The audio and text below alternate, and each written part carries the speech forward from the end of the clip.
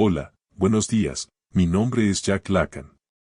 Hoy vamos a leer el Seminario 2. Antes de iniciar, recordá dejar tu comentario y pedir más videos. Bueno, comencemos con el deseo, la vida y la muerte. Clase 18, el deseo, la vida y la muerte. 19 de mayo de 1955. La libido. Deseo, deseo sexual, instinto. Resistencia del análisis. El más allá de Edipo. La vida solo sueña en morir. Hoy ahondaremos un poco en el problema de las relaciones entre la noción freudiana de instinto de muerte y lo que he denominado insistencia significativa. Las preguntas que me formularon la vez pasada no me parecieron mal orientadas, todas ellas aludían a puntos muy sensibles. Lo que sigue ha de responder a algunas de ellas, e intentaré no olvidar hacérselo constatar de paso. Llegamos a una encrucijada radical de la posición freudiana, punto donde casi es posible decir cualquier cosa.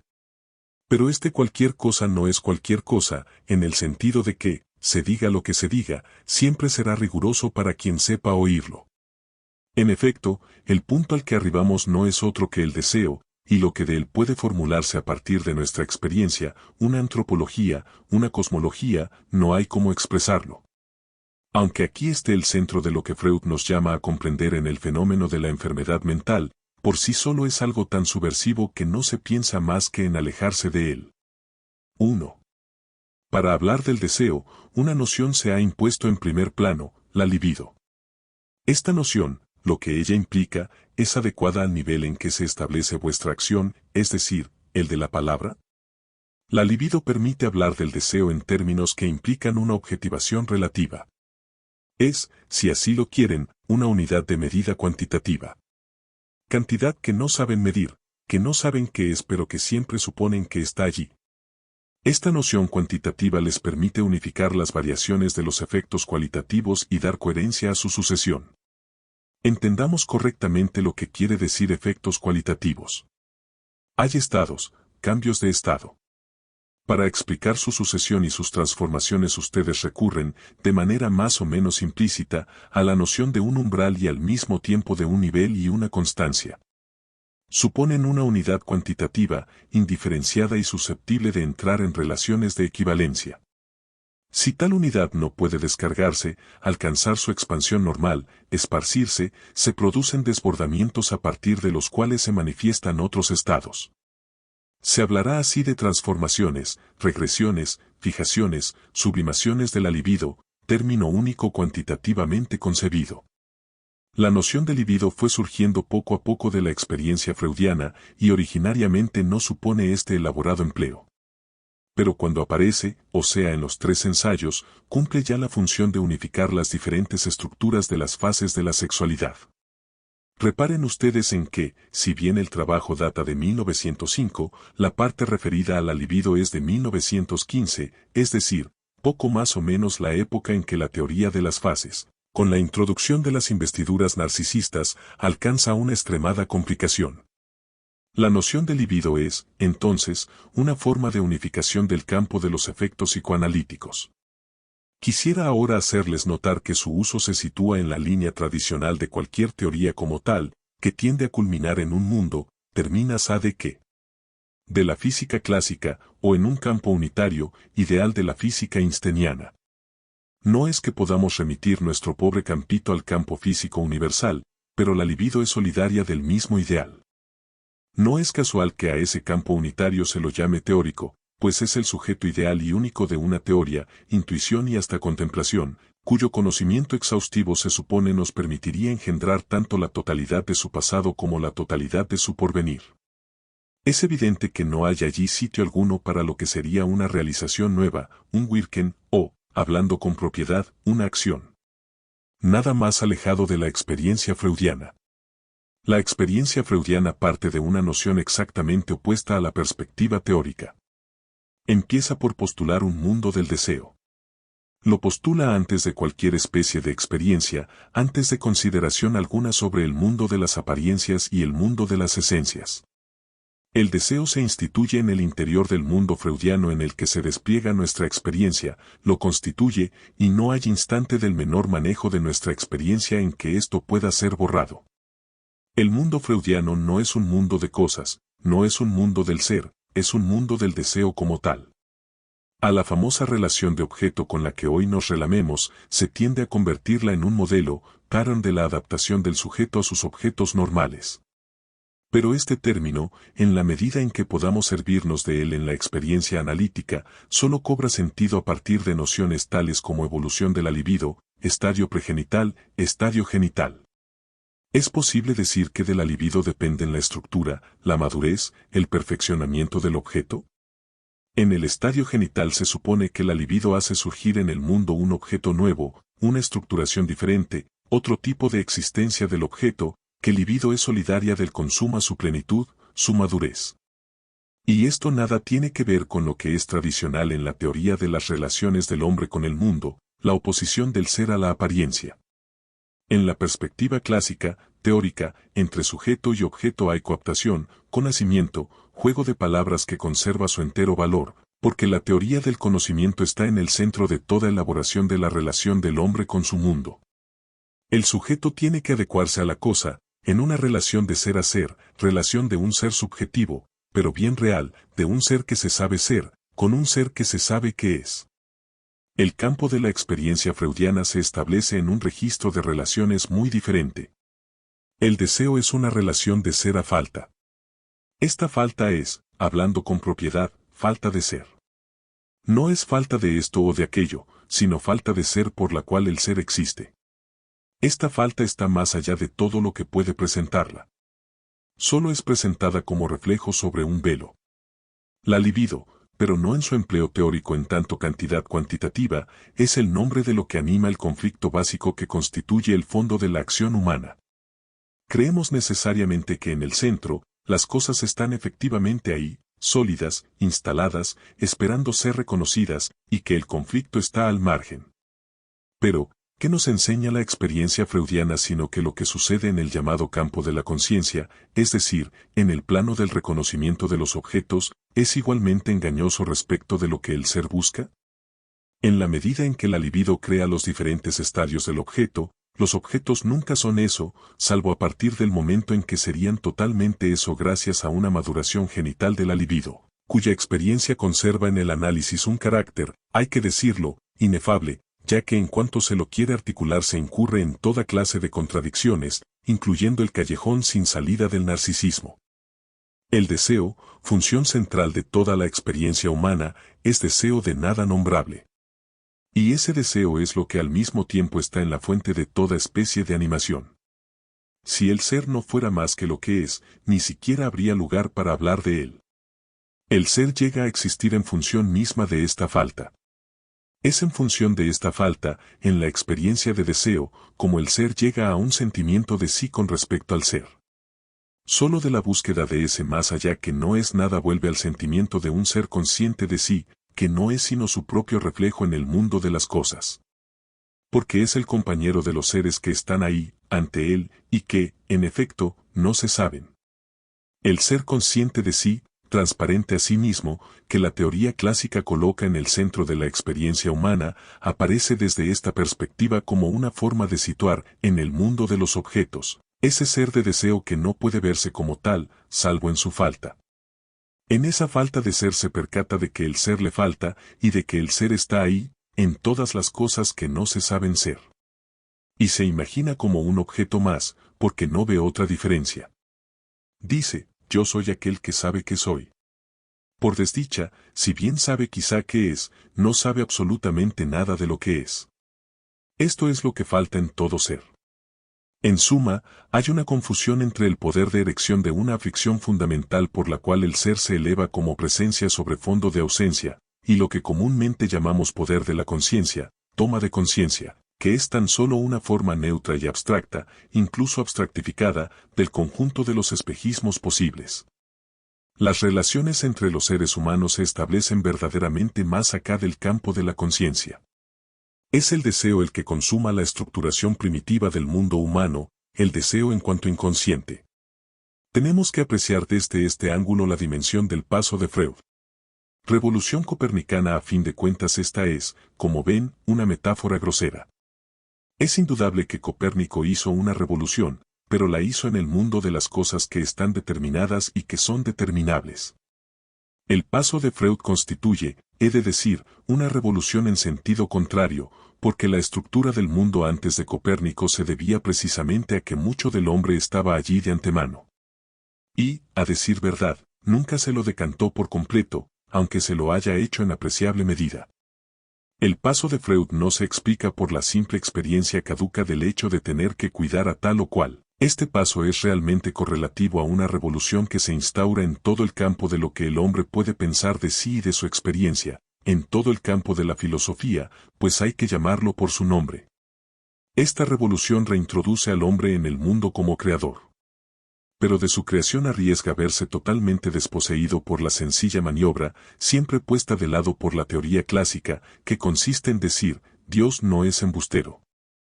Esto es tan esencial que al respecto Einstein permaneció en el mismo punto que Descartes. El Señor, decía, es sin duda un poquito artero, pero no deshonesto. Era esencial para su organización del mundo que Dios no fuera embustero. De eso, empero, precisamente nada sabemos. El punto decisivo de la experiencia freudiana podría resumirse en lo siguiente: recordemos que la conciencia no es universal. La experiencia moderna se ha despertado de una vieja fascinación por la propiedad de la conciencia, y considera la existencia del hombre en su estructura propia, que es la estructura del deseo. He aquí el único punto a partir del cual puede explicarse que haya hombres. No hombres en cuanto manada, sino hombres que hablan, con una palabra que introduce en el mundo algo que gravita tan pesadamente como todo lo real. Hay una profunda ambigüedad en nuestro modo de servirnos del término deseo. A veces lo objetivamos, y claro está que debemos hacerlo, aunque solo fuese para hablar de él. Otras, por el contrario, lo situamos como primitivo con respecto a toda objetivación. En realidad, el deseo sexual no tiene nada de objetivado en nuestra experiencia. No es una abstracción y tampoco una X depurada, como pasó a ser en física la noción de fuerza.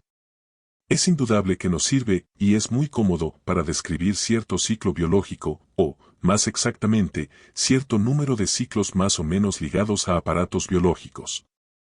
Pero con lo que debemos vernosla es con un sujeto que está ahí, que es verdaderamente deseante, y el deseo en cuestión es previo a cualquier especie de conceptualización, toda conceptualización sale de él. La prueba de que el análisis nos lleva efectivamente a considerar así las cosas, es que la mayor parte de aquello de lo cual el sujeto cree poseer una certeza reflexiva no es para nosotros sino la disposición superficial, racionalizada, justificada secundariamente, de lo que fomenta su deseo, que confiere a su mundo y a su acción su curvatura esencial. Si estuviésemos operando en el mundo de la ciencia, si bastara con cambiar las condiciones objetivas para obtener efectos diferentes, si el deseo sexual respondiera a ciclos objetivados, no nos quedaría sino el abandono del análisis. ¿Cómo podría influir sobre el deseo sexual, así definido, una experiencia de palabra, salvo por la entrada en el pensamiento mágico? No fue Freud quien descubrió que la libido es determinante en el comportamiento humano. Aristóteles da ya de la histérica una teoría basada en el hecho de que el útero era un animalito que vivía en el interior del cuerpo de la mujer y que cuando no se le daba de comer se revolvía con impúdica fuerza. Está claro que tomó este ejemplo porque no quiso tomar otro mucho más evidente, el órgano sexual masculino, que no necesita de teórico alguno para llamar la atención con sus resurgimientos.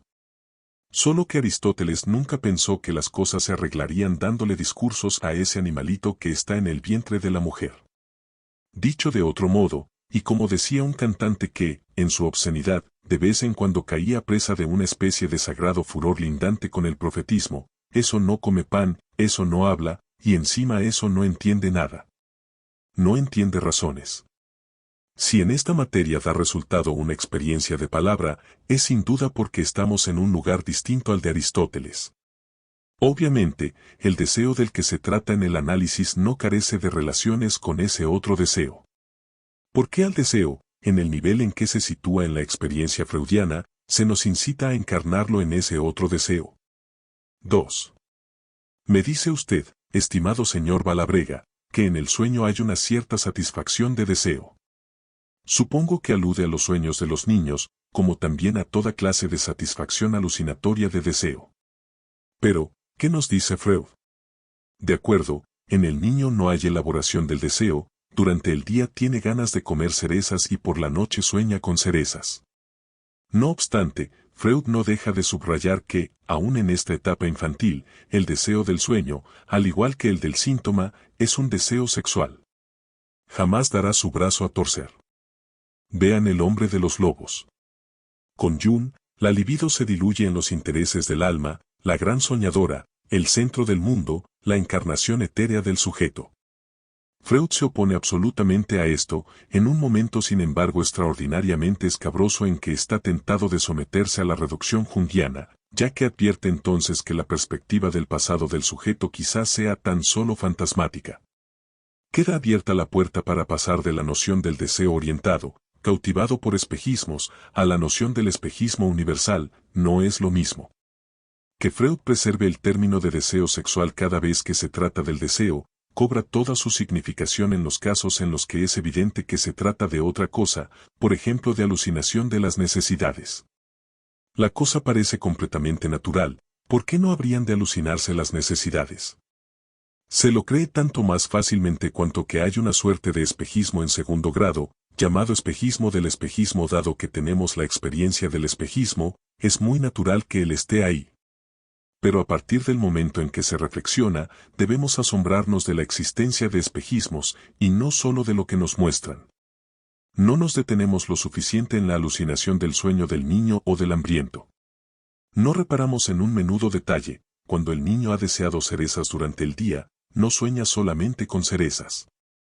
Por citar a la pequeña Anna Freud, ya que de ella se trata, en su lenguaje infantil, donde faltan algunas consonantes, ella sueña también con flan, con pastel, así como el personaje que se está muriendo de inanición no sueña con el trozo de pan y el vaso de agua que podrán satisfacer su hambre, sino con comidas pantagruélicas. Oh, Mannoni, el sueño de las cerezas y el del pastel no son el mismo. El deseo en cuestión, incluso el que calificamos de no elaborado, ya está más allá de la coaptación de la necesidad. Hasta el más simple de los deseos es sumamente problemático. Oh, Mannoni, el deseo no es el mismo, pues ella cuenta su sueño. Bien sé que usted entiende admirablemente lo que digo. Es cierto, de eso se trata, pero esto no es evidente para todos, e intento llevar la evidencia allí donde pueda alcanzar a la mayor cantidad de personas posible. Déjeme permanecer en el nivel en que me mantengo. Al fin y al cabo, en este nivel existencial solo podemos hablar adecuadamente de la libido de manera mítica, es la genitrix, hominum divunque voluptas. De eso se trata en Freud. Lo que aquí reaparece se expresaba otrora a nivel de los dioses y antes de convertirlo en signo algebraico hay que tomar algunas precauciones. Los signos algebraicos son sumamente útiles, pero a condición de restituirles sus dimensiones. Esto es lo que intento hacer cuando les hablo de máquinas. ¿En qué momento nos habla Freud de un más allá del principio del placer? En el momento en que los analistas se han internado por el camino de lo que Freud les enseñó y creen saber. Freud les dice que el deseo es el deseo sexual, y le creen. Ese es, precisamente, su error, porque no comprenden qué quiere decir. ¿Por qué casi siempre el deseo es otra cosa que lo que aparenta ser? ¿Por qué es lo que Freud llama deseo sexual? La razón queda velada, tan velada como lo está, para quien experimenta el deseo sexual, el más allá que busca detrás de una experiencia sometida, en la naturaleza entera. A todas las trampas. Si hay oigo que, no solo en la experiencia vivida sino también en la experiencia experimental, manifiesta la eficacia del señuelo en el comportamiento animal, ese algo es la experiencia sexual. Nada más fácil que engañar a un animal sobre las connotaciones que hacen de un objeto, cualquiera sea su apariencia, aquello hacia lo cual se dirigirá como a su pareja. Las gestalten cautivantes, los mecanismos de desencadenamiento innatos, se inscriben en el registro de pavoneo y del pareo. Cuando Freud afirma que el deseo sexual está en el centro del deseo humano, todos sus seguidores le creen, tanto le creen que quedan persuadidos de que es muy sencillo y lo único que falta es hacer la ciencia de ello. La ciencia del deseo sexual, fuerza constante. Basta con apartar los obstáculos, y la cosa marchará sola. Basta con decirle al paciente, usted no se da cuenta, pero el objeto está ahí. Esto es lo que en primera instancia se presenta como la interpretación. Pero la cosa no marcha. En ese momento es el punto de viraje, dice que el sujeto resiste. ¿Por qué se dice esto? Porque Freud también lo dijo. Pero ¿qué quiere decir resistir? Se comprendió tanto como se comprendió deseo sexual. Se piensa que hay que empujar. Y es ahí donde el propio analista sucumbe al señuelo. Les mostré lo que significaba la insistencia del lado del sujeto sufriente. Pues bien, el analista se pone en el mismo nivel, insiste a su manera, y en forma evidentemente mucho más necia, ya que consciente. Desde la perspectiva que acabo de abrirles, son ustedes quienes provocan la resistencia. La resistencia, en el sentido en que la entienden, o sea una resistencia que resiste, solo resiste porque ustedes hacen presión encima. Por parte del sujeto, no hay resistencia. Se trata de liberar la insistencia existente en el síntoma. Lo que el propio Freud llama en esta ocasión inercia, no es una resistencia, como cualquier clase de inercia, es una especie de punto ideal. Son ustedes quienes para entender lo que pasa, la suponen. No están errados, siempre y cuando no olviden que se trata de vuestra hipótesis. Esto significa, simplemente, que hay un proceso, y que para comprenderlo ustedes imaginan un punto cero. La resistencia solo empieza a partir del momento en que desde ese punto cero intentan, en efecto, hacer avanzar al sujeto. En otros términos, la resistencia es el estado actual de una interpretación del sujeto. Es la forma en que, en ese mismo momento, el sujeto interpreta el punto en que está. Dicha resistencia es un punto ideal abstracto. Son ustedes quienes llaman a eso resistencia. Esta significa, simplemente, que no puede avanzar más deprisa, y ante eso ustedes no tienen nada que decir. El sujeto está en el punto en que está. Se trata de saber si avanza o no. Es obvio que no tiene ninguna tendencia a avanzar, pero por poco que hable, por mínimo que sea el valor de lo que dice es su interpretación del momento, y la secuencia de lo que dice es el conjunto de sus interpretaciones sucesivas. Para ser exactos, la resistencia es una abstracción que ustedes meten ahí para orientarse. Introducen la idea de un punto muerto al que llaman resistencia, y de una fuerza que hace que eso avance. Hasta ahí es correcto. Pero si de esto pasan a la idea de que la resistencia es algo que se debe liquidar, como se escribe a diestra y siniestra, van a dar al absurdo puro y simple. Tras haber creado una abstracción, dicen, hay que hacer desaparecer esa abstracción, es preciso que no haya inercia. Resistencia hay una sola, la resistencia del analista. El analista resiste cuando no comprende lo que tiene delante. No comprende lo que tiene delante cuando cree que interpretar es mostrarle al sujeto que lo que desea es tal objeto sexual. Se equivoca. Lo que imagina que es aquí objetivo, solo es una pura y simple abstracción. Es el quien está en estado de inercia y de resistencia. Por el contrario, de lo que se trata es de enseñarle al sujeto a nombrar, a articular, a permitir la existencia de ese deseo que, literalmente, está más acá de la existencia, y por eso insiste. Si el deseo no osa decir su nombre, es porque el sujeto todavía no ha hecho surgir ese nombre. Pueden apreciar que la acción eficaz del análisis consiste en que el sujeto llegue a reconocer y a nombrar su deseo. Pero no se trata de reconocer algo que estaría allí, totalmente dado, listo para ser cooptado. Al nombrarlo, el sujeto crea, hace surgir, una nueva presencia en el mundo. Introduce la presencia como tal, y, al mismo tiempo, cava la ausencia como tal. Únicamente en este nivel es concebible la acción de la interpretación. Por cuanto, en virtud de un balanceo, siempre estamos colocándonos entre el texto de Freud y la experiencia. Vuelvan al texto y verán que más allá sitúa cabalmente el deseo más allá de todo ciclo instintivo definible por sus condiciones. 3.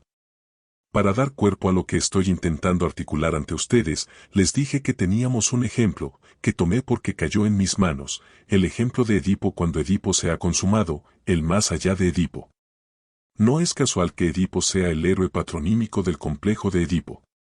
Se habría podido escoger otro, ya que todos los héroes de la mitología griega tienen alguna relación con este mito, lo encarnan bajo otras facetas, muestran otros de sus aspectos. Si Freud se orientó hacia este, no fue sin motivo. En su vida misma, Edipo es todo ese mito. Edipo mismo no es otra cosa que el paso del mito a la existencia. Poco nos importa que haya existido o no, pues tras una forma más o menos reflejada existe en cada uno de nosotros, está en todas partes y existe mucho más que si hubiera existido realmente. Podemos decir que una cosa existe o no existe realmente por el contrario, y a propósito de la cura tipo, me asombró ver a un colega oponer el término realidad psíquica al de realidad verdadera. Pienso haber colocado sin embargo a todos ustedes en un estado de sugestión suficiente como para que este término les parezca una contradicción inabjecto. El hecho de que una cosa exista realmente, o no, tiene poca importancia. Puede perfectamente existir en el pleno sentido del término, aunque no exista realmente. Toda existencia posee, por definición, algo de tan improbable que, en efecto, perpetuamente nos preguntamos sobre su realidad. Por lo tanto, Edipo existe y ha realizado plenamente su destino. Lo realizó hasta este término, que ya no es sino algo idéntico a una fulminación, a un desgarramiento, a una laceración por sí mismo, el no ser ya nada, absolutamente nada. Y en ese preciso momento es cuando pronuncia estas palabras que la vez pasada les recordé: ahora cuando nada soy, ¿acaso me convierto en hombre?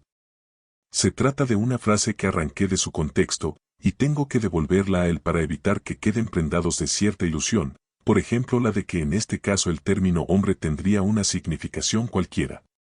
No tiene estrictamente ninguna, en la medida misma en que Edipo alcanzó la plena realización de la palabra de los oráculos que señalaban ya su destino incluso antes de que naciera.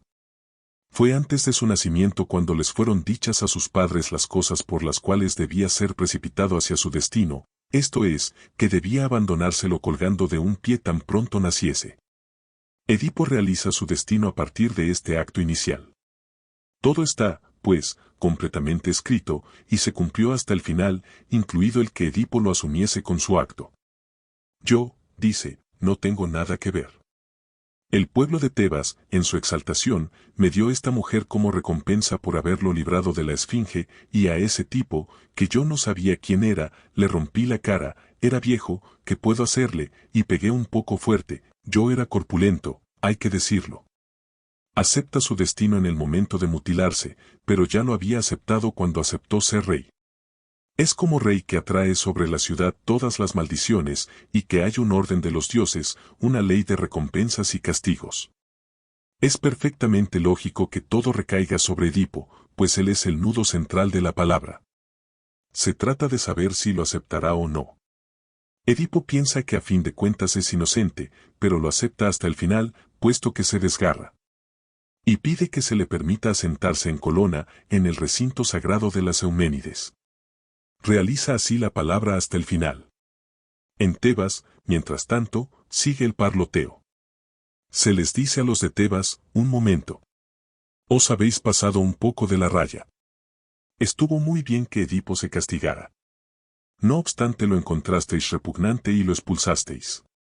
Sin embargo, la vida futura de Tebas depende precisamente de esa palabra encarnada que no habéis sabido reconocer cuando estaba ahí, con sus efectos de desgarramiento, de anulación del hombre. Lo habéis exiliado. Pobre de Tebas si no lo traéis de vuelta, y aunque no sea dentro de los límites del territorio, que sea al menos exactamente al lado, para que no se os escape. Si la palabra que es su destino se va de paseo, también se lleva el vuestro. Atenas recogerá la suma de existencia verdadera que él encarna y afirmará sobre vosotros todas las superioridades, conocerá todos los triunfos. Corren tras él. Enterado de que va a recibir visitas, embajadores de toda clase, sabios, políticos, fanáticos, su hijo, Edipo dice: ahora, cuando nada soy, ¿me convierto en hombre? Aquí comienza el más allá del principio del placer. Cuando la palabra está completamente realizada, cuando la vida de Edipo ha pasado completamente a su destino, ¿qué queda de Edipo? Esto es lo que nos muestra Edipo en Colona, el drama esencial del destino, la ausencia absoluta de caridad, de fraternidad, de nada que tenga relación con lo que llamamos sentimientos humanos. ¿En qué se resume el tema de Edipo en Colona? El coro dice, más vale, a fin de cuentas, no haber nacido nunca, y, si se ha nacido, morir lo más pronto posible. Y Edipo invoca, sobre la posteridad y sobre la ciudad por la cual fue ofrecido en holocausto, la maldición más radical, lean las maldiciones dirigidas a Polinices, su hijo. Además, está la denegación de la palabra, que se cumple en el recinto al borde del cual se despliega todo el drama, el del lugar donde no está permitido hablar, punto central donde el silencio es de rigor porque allí moran las diosas vengadoras, las que no perdonan y que alcanzan al ser humano en todos los recodos. Cada vez que se pretende sacarle a Edipo 3 palabras, le hacen salir de allí un poco, porque si las dice en ese sitio la cosa terminará mal. Lo sagrado siempre tiene razones de ser. ¿Por qué hay siempre un sitio donde es menester que las palabras se detengan? Quizá para que en ese recinto subsistan. ¿Qué sucede entonces? Edipo muere. Esta muerte se produce en condiciones muy particulares. Aquel que de lejos ha seguido con su mirada a los dos hombres que avanzan hacia el centro del lugar sagrado, se vuelve y ahora solo ve a uno de ellos, cubriéndose el rostro con el brazo en actitud de sagrado horror. Se tiene la impresión de que no es algo muy agradable de mirar, una especie de volatilización de la presencia de aquel que ha pronunciado sus últimas palabras. Creo que Edipo en Colona alude en este punto a vaya a saber qué cosa mostrada en los misterios, que aquí están todo el tiempo como trasfondo. Pero en cuanto a nosotros, si quisiera dar una imagen iría a buscarla, una vez más, en Edgar Poe. Edgar Poe bordeó incesantemente el tema de las relaciones entre la vida y la muerte, y lo hizo de un modo no exento de alcance. Como eco a esta licuefacción de Edipo pondré la historia del señor Valdemar. Se trata de una experiencia sobre la sustentación del sujeto en la palabra por el camino de lo que entonces llaman magnetismo, forma de teorización de la hipnosis. Alguien es hipnotizado in articulo mortis a fin de ver qué sucede. Es un hombre que se encuentra en el final de su vida. Solo le queda un pedacito de pulmón, en cualquier otra parte se está muriendo.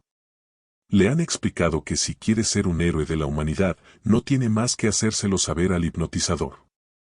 Si se pusiera manos a la obra en las horas precedentes a la exhalación de su último suspiro, podría verse lo que pasa. Es una bella imaginación de poeta, y llega mucho más lejos que nuestras tímidas imaginaciones médicas, aunque volquemos todo nuestro esfuerzo en esta vía. En efecto, el sujeto pasa a mejor vida, y durante varios meses permanece en un estado de agregación suficiente para ser ano aceptable, un cadáver sobre un lecho que, de vez en cuando, habla para decir estoy muerto.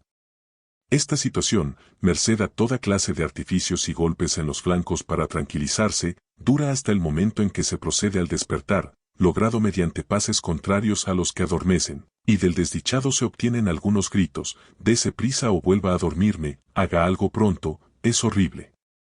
Ya dijo hace 6 meses que estaba muerto, pero cuando se lo despierta, el señor Valdemar no es más que una licuefacción repugnante, una cosa que no posee nombre en lengua alguna, la aparición desnuda, pura y simple, brutal, de ese rostro imposible de mirar de frente que está como trasfondo en todas las imaginaciones del destino humano, que está más allá de toda calificación y para la cual la palabra carroña es absolutamente insuficiente, la caída total de esa especie de hinchazón que es la vida y a burbuja se hunde y se disuelve en el purulento líquido inanimado.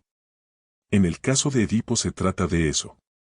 Edipo todo lo demuestra desde el comienzo de la tragedia, ya no es más que la hez de la tierra, el desecho, el residuo, cosa vaciada de toda apariencia especiosa. Edipo en Colona, cuyo ser está íntegramente en la palabra formulada por su destino, presentifica la conjunción de la muerte y la vida. Vive con una vida que es muerte, muerte que está ahí exactamente debajo de la vida. A esto nos conduce también el extenso texto en el cual Freud nos dice, no vayan a creer que la vida es una diosa exaltante surgida para culminar en la más bella de las formas, no crean que hay en la vida la menor fuerza de cumplimiento y progreso. La vida es una hinchazón, un moho, no se caracteriza por otra cosa, y así lo escribieron muchos otros aparte de Freud, que por su aptitud para la muerte. La vida es eso, un rodeo obstinado, por sí mismo transitorio, caduco y desprovisto de significación. ¿Por qué razón en ese punto de sus manifestaciones llamado hombre, algo se produce que insiste a través de esa vida y que se llama sentido? Nosotros le decimos humano, pero, ¿Es esto tan seguro? ¿Es tan humano el sentido? Un sentido es un orden, es decir, un surgimiento. Un sentido es un orden que surge. En él una vida insiste en entrar, pero él expresa quizás algo que está totalmente más allá de ella, pues cuando vamos a la raíz de esa vida y detrás del drama del paso a la existencia, solo encontramos la vida unida a la muerte. A esto nos conduce la dialéctica freudiana. La teoría freudiana puede parecer, hasta cierto punto, explicarlo todo, incluido lo vinculado con la muerte, dentro del marco de una economía libidinal cerrada, regulada por el principio del placer y el retorno al equilibrio, que supone relaciones de objeto definidas. La coalescencia de la libido con actividades que en apariencia le son contrarias, por ejemplo la agresividad es atribuida a la identificación imaginaria. En lugar de romperle la cabeza al otro que tiene delante, el sujeto se identifica y vuelve contra sí mismo esa dulce agresividad, concebida como una relación libidinal de objeto y basada en lo que llaman instintos del yo, es decir, las necesidades de orden y armonía. Hay que comer, cuando la alacena está vacía, se embucha uno a su semejante. Aquí la aventura libidinal está objetivada en el orden viviente y se supone que los comportamientos de los sujetos, su interagresividad, están condicionados y se explican por un deseo fundamentalmente adecuado a su objeto. La significación de más allá del principio del placer es que esto no alcanza. El masoquismo no es un sadismo invertido, el fenómeno de la agresividad no se explica simplemente en el plano de la identificación imaginaria.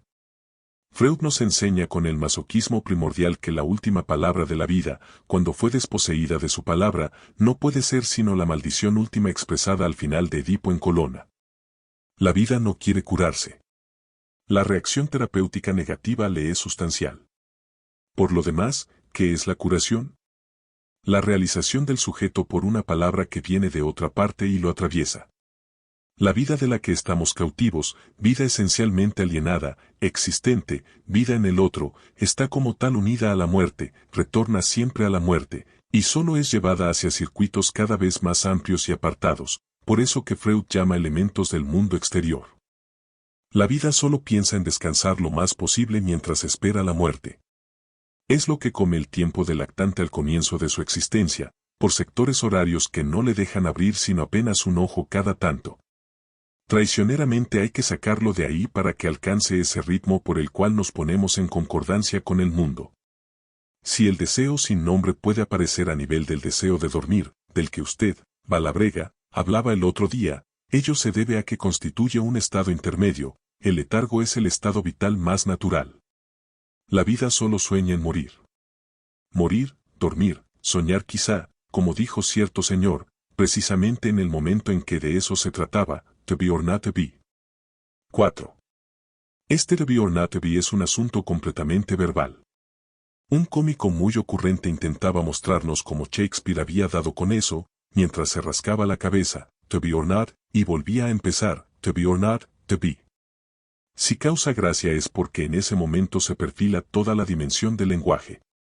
El sueño y el chiste se sitúan en el mismo nivel de surgimiento. Tomen esta frase, evidentemente no muy graciosa, más valdría no haber nacido. Causa asombro enterarse de que en el mayor dramaturgo de la antigüedad esto se perfilaba en una ceremonia religiosa. Miren si se lo dijera en misa. Los cómicos se ocuparon de hacerlo divertido. Más valdría no haber nacido, desgraciadamente, responde el otro, sucede apenas una vez cada 100.000. ¿Por qué es esto ingenioso? En primer lugar, porque juega con las palabras, elemento técnico indispensable. Más valdría no haber nacido. Desde luego. Significa que aquí hay una unidad impensable de la que no se puede decir absolutamente nada antes de que pase a la existencia, a partir de lo cual, en efecto, puede insistir, pero se podría concebir que no insistiera, y que todo volviese al reposo y el silencio universales, dice Pascal, de los astros. Es perfectamente cierto, puede serlo en el momento en que se lo dice más valdría no haber nacido. Lo ridículo es decirlo, y entrar en el orden del cálculo de probabilidades. Lo ingenioso solo es ingenioso porque está lo suficientemente cerca de nuestra existencia como para anularla mediante la risa. Los fenómenos del sueño, de la psicopatología de la vida cotidiana, de la agudeza, se sitúan en esta zona. Es muy importante que lean la agudeza y sus relaciones con lo inconsciente. El rigor de Freud nos deja estupefactos, pero Freud no da del todo la última palabra, a saber, que todo lo que participa propiamente de lo ingenioso se sostiene en el nivel vacilante en que la palabra está ahí. Si no estuviera ahí, no existiría nada. Consideren el más estúpido de los cuentos, el del señor que está en la panadería y pretende no tener que pagar nada. Primero tiende la mano y pide un pastel, devuelve este pastel y pide un vaso de licor, lo bebe, y cuando le dicen que pague el vaso de licor, responde, he dado a cambio un pastel. Pero el pastel tampoco lo ha pagado. Pero no lo comí. Hay intercambio, pero, ¿cómo pudo empezar? Fue preciso que en determinado momento algo entrara en el círculo del intercambio. Era menester, pues, que el intercambio ya estuviese establecido. Es decir que, a fin de cuentas, siempre estamos pagando el vasito de licor con un pastel que no hemos pagado. Los cuentos de casamenteros, que son absolutamente sublimes, también divierten por esa razón.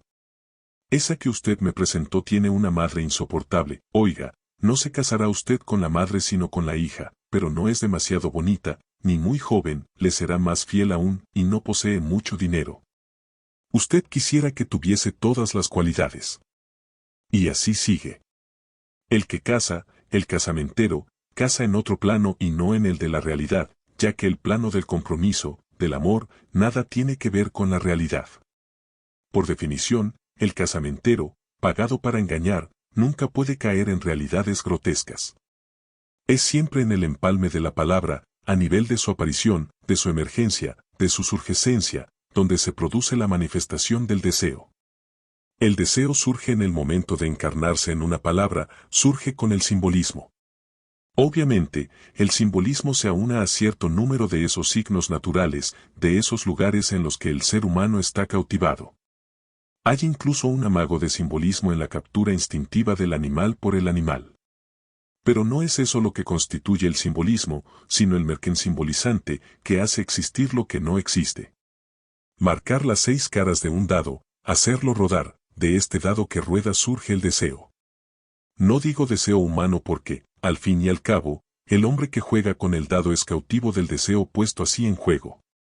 No conoce el origen de su deseo, que rueda con el símbolo escrito sobre las 6 caras. ¿Por qué solo el hombre juega con el dado? ¿Por qué no hablan los planetas? Preguntas que por hoy dejo abiertas. Bueno, espero que te haya gustado y espero verte la próxima. Recordá dejar tu comentario y pedir más videos. Hasta la próxima.